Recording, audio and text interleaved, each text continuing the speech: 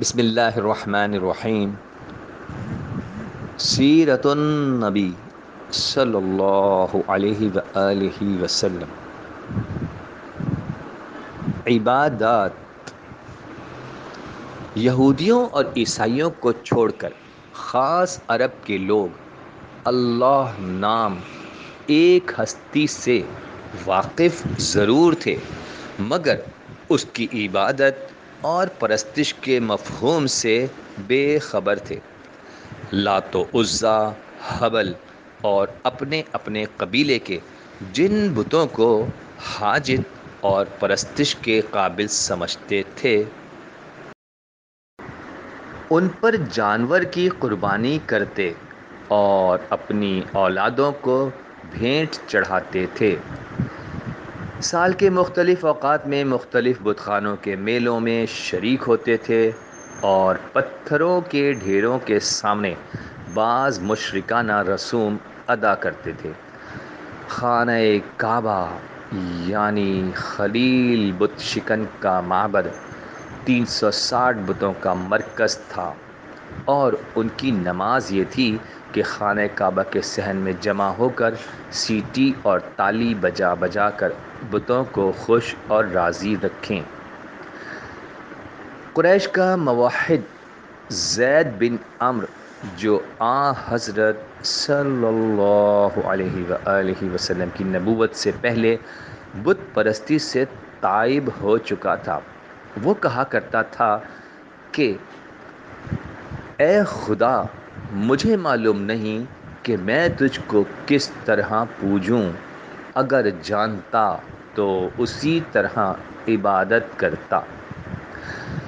ایک صحابی شاعر عامر رضی اللہ عنہ بن اقوا خیبر کے سفر میں ترانہ گا رہے تھے اور حضرت صلی اللہ علیہ وآلہ وسلم سن رہے تھے۔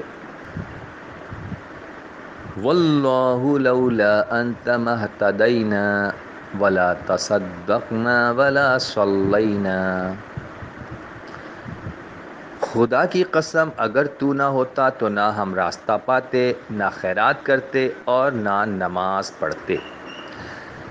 اس شعر میں اس حقیقت کا اظہار ہے کہ وہ محمد رسول اللہ صلی اللہ علیہ وآلہ وسلم کی تعلیم تھی، جس نے اہل عرب کو عبادت کے صحیح طریقوں سے آشنا کیا۔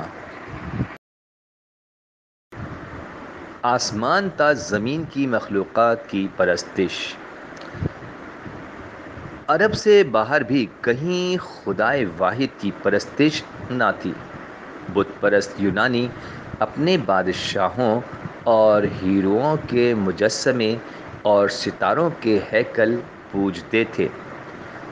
روم، ایشیائے کوچک، یورپ، افریقہ، مصر، بربر، حبشہ وغیرہ عیسائی ملکوں میں حضرت عیسیٰ علیہ السلام، حضرت مریم علیہ السلام اور سینکڑوں ولیوں اور شہیدوں کی مورتیاں اور ہڈیاں اور ان کی مصنوعی یادگاریں پوجی جا رہی تھیں۔ زرتشت کی مملکت میں آگ کی پرستش جاری تھی۔ ہندوستان سے لے کر کابل و ترکستان اور چین اور جزائر ہند تک بدھ کی مورتیوں، سمادھوں اور اس کی جلی ہوئی ہڈیوں کی راکھ کی پوجا ہو رہی تھی۔ چین کے کنفیوشسی اپنے باپ دادوں کی مورتوں کے آگے خم تھے۔ خاص ہندوستان میں سورج دیوتا، گنگا مائی اور اوتاروں کی پوجا ہو رہی تھی۔ عراق کے سائبی سبا سیارے کی پرستش کی تاریکی میں مبتلا تھے۔ باقی تمام دنیا درختوں، پتھروں، جانوروں، بھوتوں اور دیوتاؤں کی پرستش کر رہی تھی۔ غرض عین اس وقت جب تمام دنیا خدائے واحد کو چھوڑ کر آسمان سے زمین تک کی مخلوقات کی پرستش میں مصروف تھی۔ ایمان کی منادی کی آواز۔ ایک بے آب و گیاہ ملک کے ایک گوشے سے آواز آئی، یا ایہا الناس اعبدوا ربکم الذی خلقکم والذین من قبلکم، لوگوں اپنے اس پروردگار کی پرستش کرو جس نے تم کو اور تم سے پہلوں کو پیدا کیا۔ قل یا اہل الکتاب تعالوا الی کلمۃ سواء بیننا وبینکم الا نعبد الا، اے کتاب والوں، آؤ ہم تم اس بات پر عملاً متحد ہو جائیں جس میں ہم تم عقیدتاً متحد ہیں کہ ہم ایک خدائے برحق کے سوا کسی اور کی پرستش نہ کریں۔ مگر یہ آواز ریگستان کے صرف چند حق پرستوں نے سنی اور پکار اٹھے،